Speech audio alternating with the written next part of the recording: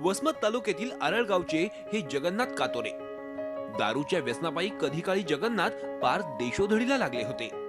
कुटुंबीय आणि नातलगांनी तर चक्क त्यांना वाळीतच टाकलं। नैराश्यामुळे जगन्नाथ यांनी बाटली कायमची आडवी केली। पुढे करायचं काय असा प्रश्न त्यांना होता, पण स्वतःच्या शेतात भाडेतत्वावर सुरू असलेल्या गुळाचा कारखाना त्यांना खुणावू लागला। जगन्नाथ यांनी हा कारखाना स्वतः चालवण्याचा निर्धार केला आणि कारखान्यात केमिकल विरहित गुळाची निर्मिती सुरू केली।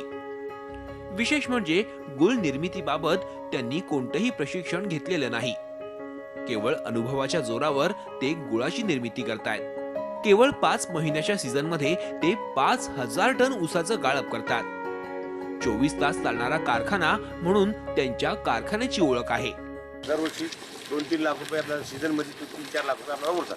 3 लाख रुपये 4 लाख रुपये म्हणजे आम्ही 2-3 मास राहतो। कोणतंही केमिकल न वापरता ते गुळाची निर्मिती करतात। त्यासाठी भेंडी, एरंडीचं तेल याचा वापर करतात।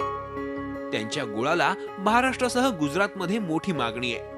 त्यांचा हा सेंद्रिय गुळ आता इतका फेमस झालाय की व्यापारी जागेवरूनच गुळाची उचल करतात। गुळासोबतच कारखान्यातील पाकालाही मोठी मागणी आहे। साखर कारखाने उसाला 2500 रुपये प्रति टन भाव देऊ शकत नसताना कातोरे मात्र प्रति टन उसाला 3000 रुपयांचा भाव देतात। करीत राहिल्यावर आत्महत्या करायची काय गरज आहे? करीत राहावं लागेल ना। काहीच नाही करायचं, बस स्टँडवर दारूच्या अड्ड्यावर बसायचं, कुठून पैसे येतील? काहीच नाही केल्यावर कसं होईल? आत्महत्यानंतर काय करतील? शेतात करीत राहिल्यावर काही होते साहेब। खरंच म्हणजे म्हणतात ना, माळ इकडे तिकडे जाते, होतंही मग करावं लागतं। मी केलं ना जिद्दीने कारखाना।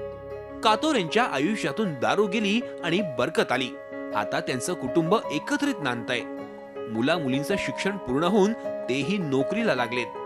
त्यांच्या कारखान्यात अनेकांना रोजगार मिळालाय। मेहनत आणि दृढ निश्चयाच्या जोरावर जगन्नाथ यांनी साधलेली प्रगती खरोखरच प्रेरणादायी आहे। गजानन देशमुख, झी मीडिया, हिंगोली। झी 24 तास रहा एक पाऊल पुढे।